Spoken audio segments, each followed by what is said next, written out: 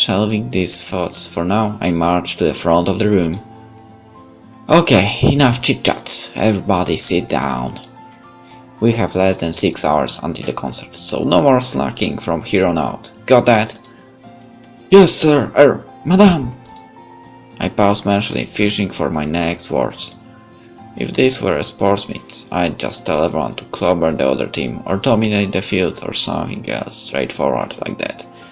Unfortunately, that doesn't translate too well to a musical context. I need to think of something more encouraging. So yeah, today is the concert, and I actually don't think it's going to be a total train wreck. Yeah, of course, you all sung a couple weeks ago, and I really hated your guts. Ouch. But everyone somehow got their crap together and started working hard. And now you suck less than before, and I no longer really hate your guts. That's harsh. I guess what I'm trying to say is, I'm proud of you guys. I kind of even like you now. The last 2 months were actually pretty fun, and I learned a lot. So, thanks for putting up with me. I hope we'll all keep working together after this concert. Yeah, something like that.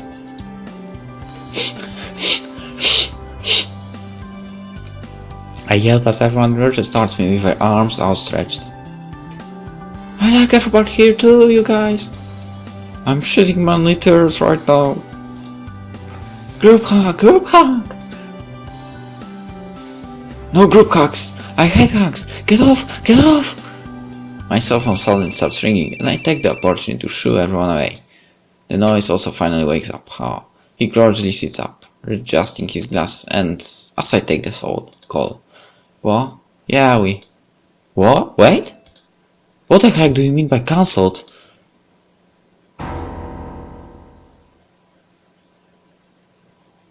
After I relay the news, the atmosphere is so dire that you'd think it was my father's funeral all over again. I can't believe it, after all our hard work.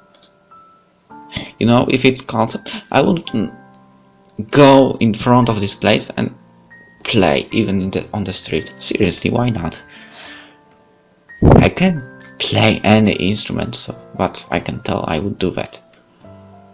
That's what ambitious person do. Mr. Song booked the concert whole months in advance. Can they really cancel a concert just because we didn't sell enough tickets? It's like they said, Mr. Song only paid the boss fee, and we were supposed to make up the rest of the money through ticket sales. It's just that Mr. Song always handled the promotional and advertising stuff, so we didn't even try this time. This is all our fault. We should have found more people to come. We should have tried to get more publicity than just newspaper story. In the end, maybe people just don't want to see us. Not when we don't have Mr. Song anymore. All of that crap, and you know it. All of that is crap, and you know it. Everyone looks at me in surprise. Though the orchestra members are trying to blame themselves, I know the truth. I'm the owner and sole manager of this orchestra. Just like my father before me, it was my responsibility to handle all the finances and arrange for PR, but it was barely a blip on my radar. I had been so into slacking my duties before, then so focused on getting back into music later, that I didn't think about the logistics at any time in between. This is all my fault. Guys, the only who wants to screw up is me. Don't blame anyone else. But hey, it's not the end of the world. We can reschedule the concert for some other time. I mean, who cares if we're a week or too late for Valentine's Day? This lovey-dovey stuff is like timeless or universal or whatever. The flutist shakes her head. She looks like she's on the verge of tears. But Mr. Hao's going back to China after this concert. We won't get another chance to perform with him again. What? Though the other orchestra members continue talking, I no longer see or hear any of them. The only person who can hold my attention now is Hao. He's still leaning against the conductor's podium, watching the rest of the orchestra with an inscrutable expression. He doesn't notice me coming towards him until I'm already there. You're going back to China? Right after the concert? How is that possible? You never said anything like that before. I'm visually aware that the other orchestra members have fallen silent. The flutist gets up, visibly mortified. I'm so sorry. We all thought you already knew. I hold up a hand to silence her. Why didn't you tell me you were leaving, Hao? Answer me, Hao. You know what I'm asking, don't ya? Looking away, Hao sighs heavily. Prima volta, I tell you. 2 months. Only 2 months. Prima volta, the first time. The first time I met Hao, he told me a bunch of things in Chinese that I completely brushed off. Maybe he did mention how long he was staying for, but I simply didn't know or care at that time. After all I cared about was getting paid on February 14th, regardless of how well the orchestra did.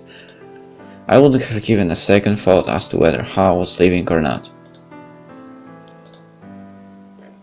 Hao puts one hand on my shoulder. He curls the other lightly around my now clenched fingers. Sona, Duibuki, sorry. Whatever, let's focus on finding another venue before this afternoon then. This late, sir? Forget it, any place that's good is going to be booked solid. He's right, you know, we'd have to be ridiculously connected or filthy rich to get anything on such a short notice.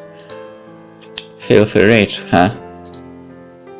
An idea rapidly forming in my mind. I head for the door. Sona, where are we going? We haven't figured out what to do yet.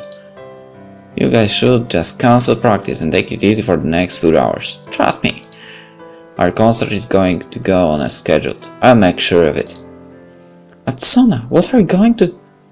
I said relax. I handle this. Halfway through the doorway, so I pause. Then I call back over my shoulder, keeping my voice as nonchalant as possible. One other thing, guys. I might be a little late to the concert, but you shouldn't wait up for me. What? But this isn't just another practice, Sona. The concert is the very last thing you'd want to be late for. You know me. I like to make an entrance. My father's will stated that I would get a lump of money on the day of orchestra concert, as long as I attended our preceding practices. It never said anything about actually attending the concerts themselves. So now that it's for February 14th, the money is rightfully mine. I paid the people at the concert hall enough to make up for the tickets we couldn't sell, and much more. The lady over the phone is so flabbergasted that she can only babble incoherent. Thanks for the next few minutes. I tell her it's not a donation. The first chunk of money is to ensure today's concert goes on as planned. The extra is for them to keep helping my orchestra in the future. Maybe they can use it to pay for a new conductor after Hao leaves all that.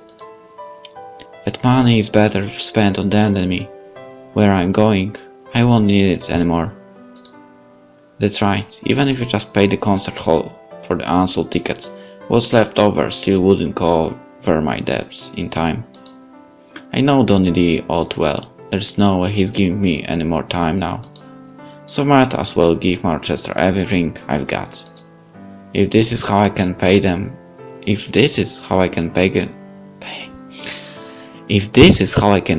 back for screwing up. If this is the last thing I ever do for Hao, then I don't have any more regrets. I don't like that ending. It doesn't take long for Donny's folks to track me down. They corner me as I'm about to cross the street and drag me into an empty alley. Not so new guy presides at the head of the pack, menacingly cracking his knuckles. Where's the money, Song? Oh, this again? I thought you would have come up with a better line by now. Stop stalling. Boss knows who to ask. If he says the money's already been transferred to you, then you must have it. Maybe I just don't feel like giving it to you. At least not until you learn better manners. You filthy little I cut him off with a roundhouse kick. As he crashes to the ground, the rest of the gang charges at me with a roar. I deck one guy in the nose, then another in the stomach. For every goon I smashed down, fought 3 more surge in to take his place. Gritting my teeth, I spin around just in time to keep one fook from hitting me in the back. His friend foe is luckier. The goon knocks my feet out from under me, throwing me onto the pavement. As I'm lying there, grimacing in pain, a shadow falls over my body. New guy is standing over me again, his already ugly face warped into an even uglier sneer. Not so tough now, are you? Well, you know, try one-on-one. Not, I don't know, a group of people on one. And she's a woman. I still don't feel a thing. I think I'll break your other hand so we'll have a matching pair. Closing my eyes, I brace myself for the blow. My nose! Well, what the heck? Where did this other Chinaman come from? How? What are you doing here? You're supposed to go to the concert! Hao doesn't reply, instead he swerves around and nails an incoming hook in the jaw. The guy lurches back, spluttering and spitting out teeth, as another hook rushes up from the side. Hao calmly grabs him by the wrist and flings him onto the ground. Wow, I did not know Hao could do that. It's a good thing I never actually tried throwing him into the wall. New guy finally staggers to his feet, holding a hand over his bloody nose. Don't just stand there, you idiots, get the Chinaman! As the remaining twos close in, Hao positions himself in front of me. I struggle to get up, but I still don't have enough strength. Hao, just leave me and get out of here! Hujia! These guys are gonna murder you! Hao doesn't turn back at the sound of my pleas. He doesn't even flinch. Sona. Jeez, you idiot! Even if you're saying something cool, I can't understand what it is. Cracking his knuckles again, new guys. Speeds hatefully in our direction. The globe of saliva hits the ground only inches from Hao's dress shoes. Well, isn't this sweet? You lovey-dovey ching-chong ding-dongs don't stand a chance against us. I highly doubt it. I really doubt it. Any last words before we send you to that big old mouth camp in the sky? Hao considers this for a second before discreetly clearing his throat. GTFO! Girlfriend! We are so dead. Huh? Do you really think you can talk to me like that? You and what? Army squinty eyes?